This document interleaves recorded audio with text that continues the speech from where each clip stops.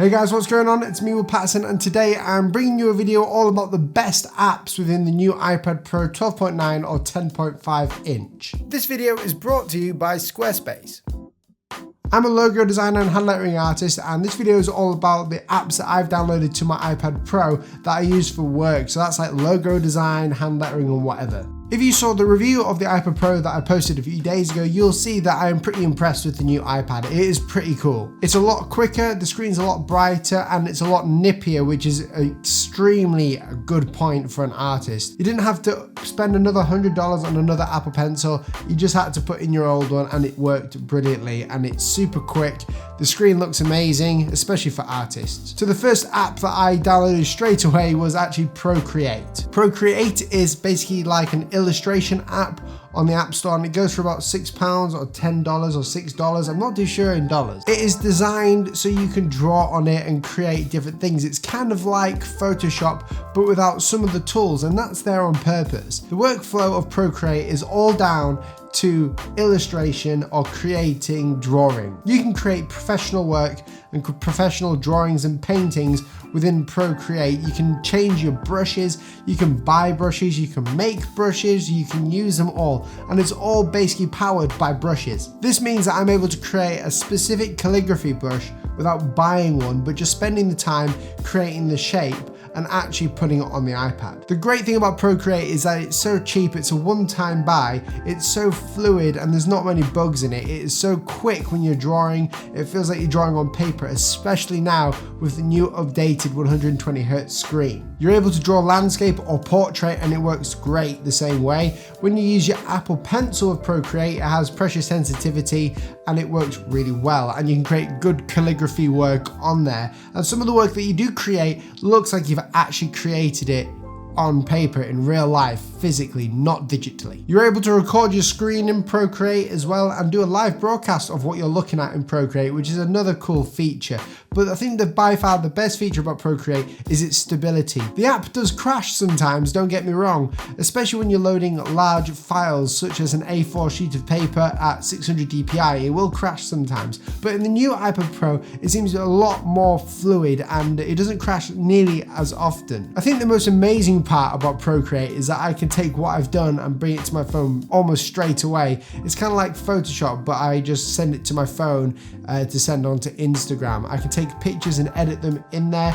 I can also go ahead and create a brush for a specific style of art, or I can just create a full hand lettered piece and have options in there to create different grids and stuff like that. My only gripe about Procreate is that they don't have rulers or grids, which leads me on to the second app that I downloaded and the one that I mostly use. The second one is Photoshop Sketch. If you know Photoshop, you'll know that it's literally the industry standard of photo manipulation and painting on the computer. Well, Adobe released a product called Adobe Ink and Slide, and when the Apple Pencil evolved from basically styluses coming to the market, then they updated Photoshop Sketch, so you can now bring in your Photoshop brushes, your favorite brushes, into Photoshop Sketch and have it on the go. One of my favorite things that I love about Sketch is the fact that I can have rulers and different shapes to reference from whilst I'm drawing. They all look like guides. Now, as a hand lettering artist and a logo designer, this is invaluable to me because I use rulers all the time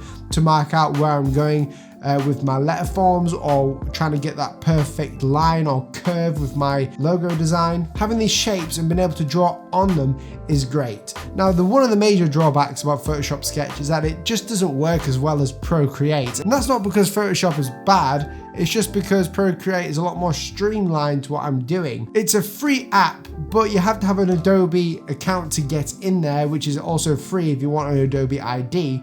It's a free app for drawing, and you can do some amazing things. You can link it up to your Behance and send work straight to Behance, and you can also send your work that you're working on right there into Photoshop or Illustrator by the click of a button. But I must say, having the rulers and the ability to sort of composite what you're doing beforehand in such an easy way by using rulers and shapes is the main reason why I have it on my iPad. I find myself normally starting sketches in Photoshop Sketch and then bringing it to Procreate once I've mapped out everything and I have a layout. If I'm doing a logo design, however, I normally use Photoshop Sketch to bring in more of those finer details for the curves, because you have French curves, you have circles, squares, and you also have a ruler setting, and you can put it to any angle. Okay, the next app that I use most often is Notability. Notability is an app for note taking, and it's really simple. The app does cost you around £10 if you're from the UK. Not too sure how much that is in dollars, but the app is actually really good. I bought it a few weeks ago before I got the iPad Pro,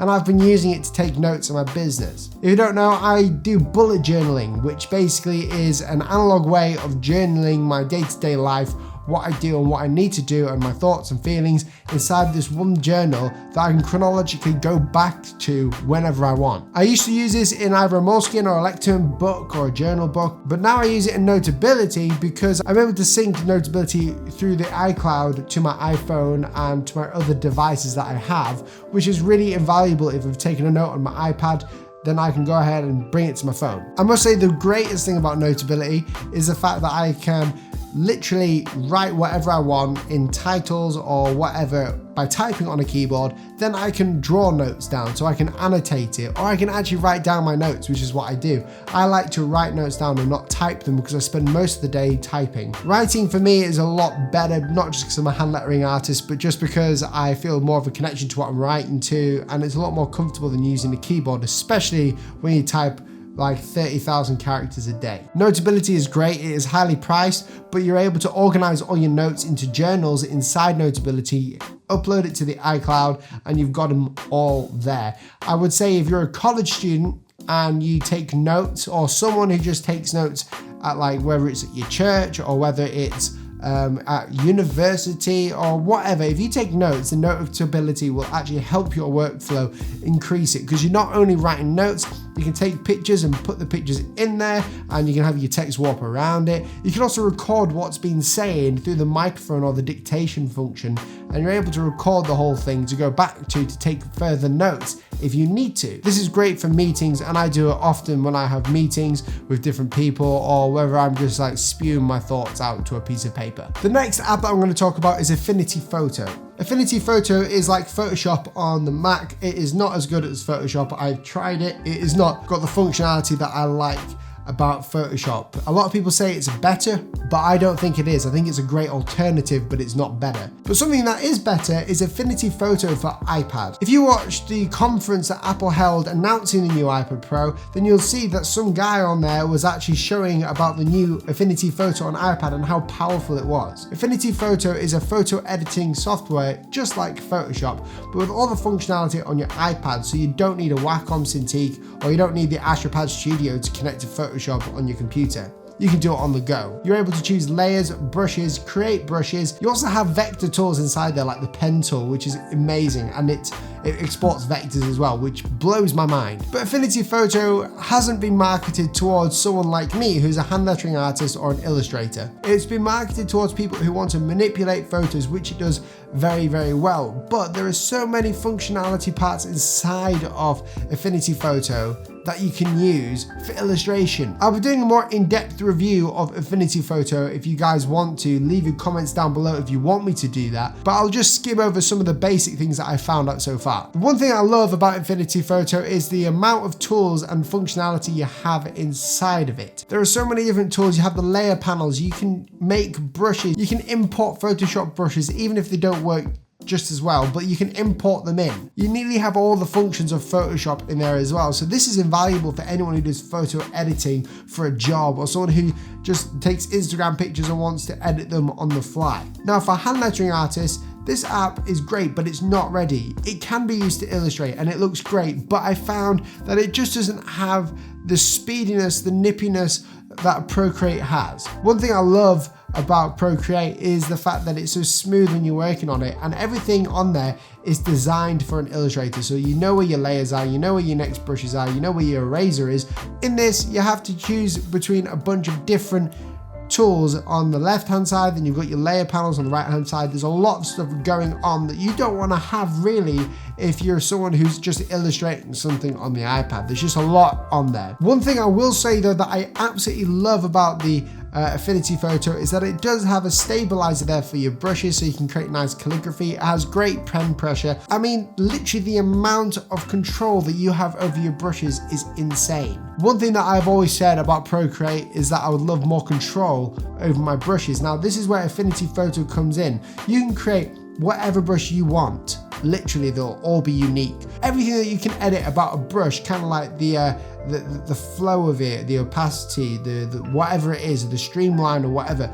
You have literally a curves monitor there where you can change the curves on there, which is incredibly good. This is something that I've wanted for such a long time in Procreate. Okay, and lastly but not least, my next favorite app on the iPad is Astropad Studio. You've probably heard of Astropad, and Astropad basically turns your iPad into a Wacom Cintiq. We're able to control your computer through Photoshop or Illustrator on your iPad, so it treats it just like a screened tablet. Astropad has an engine in it called Liquid, and basically it means it's really quick at responding to the computer, and you can do it over Wi-Fi or you can do it over the actual cable, the lightning cable into your PC, which makes it a bit quicker. Astropad was amazing, but the problem with it at first was that it was a bit slow sometimes, and also it sort of pixelated whenever I used it, right? So whenever I was moving stuff around, it pixelated, and this was intentional to make sure that the actual app wasn't slowing down or the connection wasn't slowing down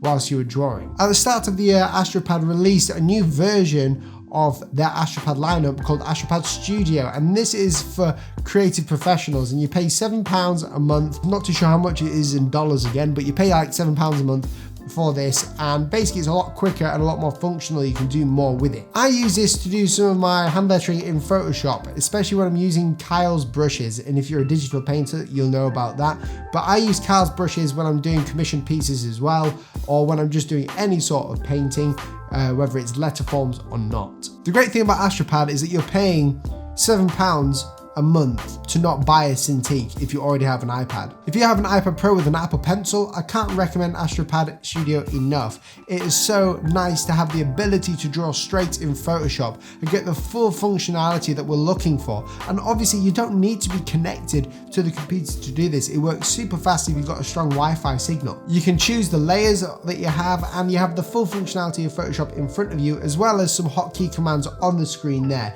It is super quick, and this sort of takes the need of having a sort of on-screen tablet away from me. If I have an iPad, I can draw at my office on Photoshop if I want to, and it's really simple. You just download an app on your computer and open it up when you want to use it. Then the same on your iPad. But you can use this anywhere. That's the thing. You can use the iPad in the office, you can use it outside, you can use whatever, and all these different apps help you with it. Guys, thank you so much for watching this video. Hey, if you enjoyed this video, then please press that red subscribe button down below with that notification bell so you don't miss any videos that are going on my channel. I know a lot of you have been saying that you're missing them, and it's because you haven't clicked that bell where it will notify you of any uploads. I just wanted to thank Squarespace for sponsoring this video. Squarespace enables you to create your own online website, and you don't have to be a genius to create the website on Squarespace. You have enough room to be creative, but you also don't have to spend hours and hours and hours on end creating your website. I use Squarespace for all my client interaction, so all my portfolio stuff is on my Squarespace website.